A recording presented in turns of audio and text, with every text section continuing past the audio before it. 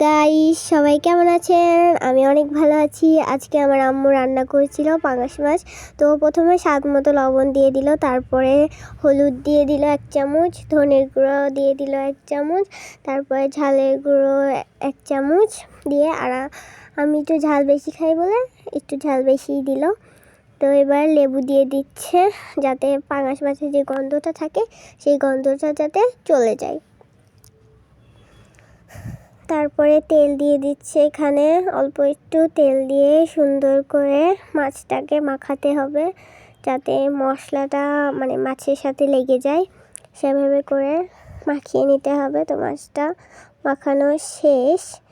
তারপরে আমার আম্মু এখানে কড়াইতে আগে থেকে তেল দিয়ে দিয়েছিল, এবারে সামান্য একটু লবণ দিল, যাতে মাছটা কড়াইয়ের সাথে লেগে না যায়। তো একটু নাড়াচাড়া করে মাছটা কিন্তু কড়াইতে দিয়ে দিতে হবে, একটা একটা করে আস্তে আস্তে দিতে হবে মাছটা, যাতে ভেঙে না যায়। তো মাছটা ভাজা হচ্ছে, দেখেই কত ইয়াম্মি ইয়াম্মি লাগছে, মজা মজা। তো তারপরে পেঁয়াজ দিয়ে দিল, এখানে পেঁয়াজ কুচি দিয়ে একটু নেড়ে চেড়ে নিল।